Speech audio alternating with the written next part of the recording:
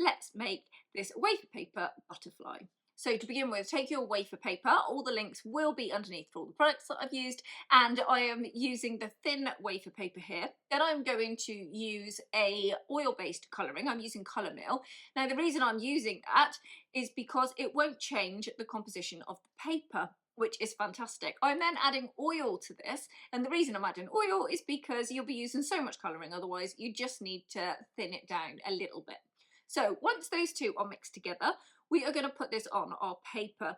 Now I'm using a brush and just brush up and down. We're going to do this front and back. Now if I was using glycerin, it would penetrate inside of the wafer paper, and that will then completely change it. It'll become sticky, it'll become a lot less rigid, and it's just not what we're looking for. Now let's move on to the actual butterfly. So trace over a half of a butterfly if you would like, or just do it by freehand.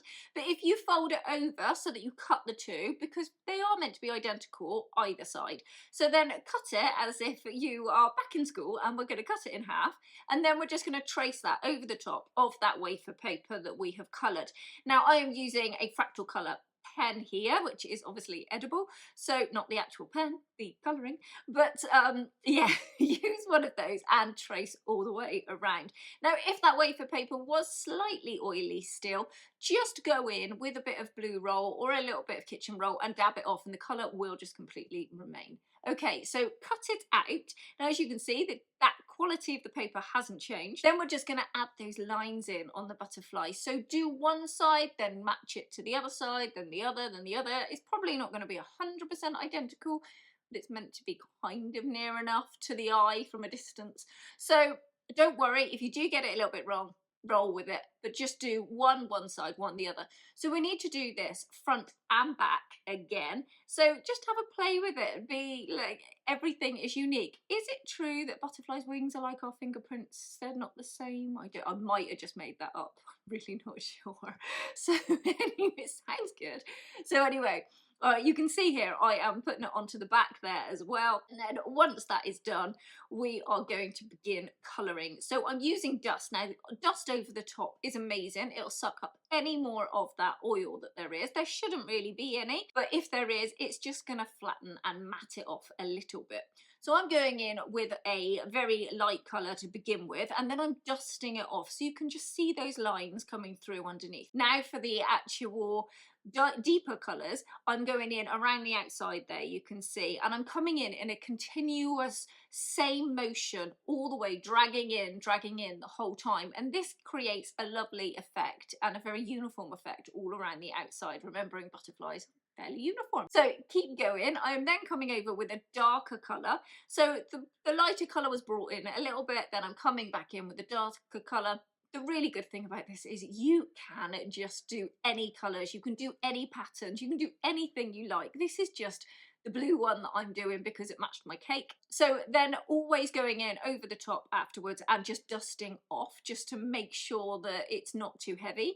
I am going back in into some corners with some light just because I thought it needed a little bit more light. Once you feel like you're fairly happy, again brush them, but always in that same motion, fanning the whole time, same directions the whole way round, always balancing those two sides. Now around the outside of the wings you do get that darker amount, so I'm going to make the dark patches around the inner part of where the body would be, and just on the outside with some really dark blue just to emphasize that, and then we're going to come in with that black that is known on most butterflies as far as I'm concerned. So anyway, we're going to come around, always only just going into the edge, and I'm using a fair bit of dust each time because I want the black to be quite heavy. So keep going the whole way, both sides again.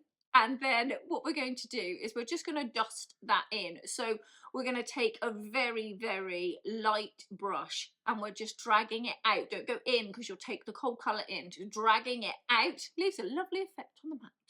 And keep pulling that out, get rid of that excess, and then once you've done that, just with another brush just around those edges, I'm really dabbing those edges in and just making sure that it's completely set in there.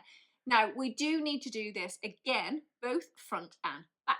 So once you've dragged it all in and you're happy, okay, because it has to be a colour that you're happy with, and once you can see it start coming together, blending is quite important. Like we can see here, I am blending those colours, I am pulling them in together.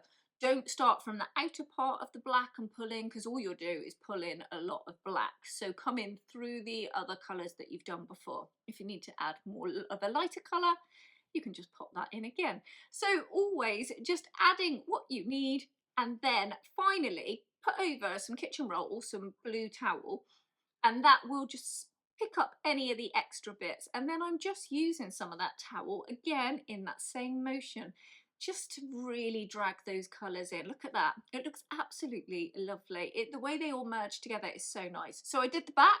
Now we're going to make the little body part. So I'm using a paintbrush, anything round, and then just roll it up. Now, because of the way we've kept that wafer paper, it will roll really nicely. If you fold it in half, it will break, so just be careful.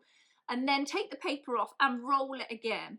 Pop a little bit of water on and just hold that together, and that will be in a lovely round amount there, quite sturdy. Then we're just going to create the like V on the bottom for the body and then a round bit on the top for a head. So you can just see me cutting that there with the scissors, but it should all lock in together. On those bits that are now exposed, just put a little bit of water and with your fingers just pull them together. Don't put loads of water because otherwise it's just going to be saturated. Just a little bit, and then push it together and it will look like that. So you've got this point on the bottom and the round bit across the top, over with some more black dust. And the brilliant thing about this is it still all sticks. So some water into the middle, again not too much because you'll ruin the wafer paper, and then pop that on and just let that set. So walk away for 5 minutes and let it set. Now you could have left that completely as it was, or you could come in with another pen here. Now my pen is running out, but it is the black in the fractal here, and I'm just defining some of those colours that we made before with the yellow. This is nearly ready to be attached to the cake, and I love this. I can't wait to do like a pink one and other colours. Oh, I'm so excited. It's on the cake, and doesn't that look absolutely stunning? I stuck it just with a little bit of water again and held my finger there until it was set. So I hope you've really enjoyed this, and I will see you really soon.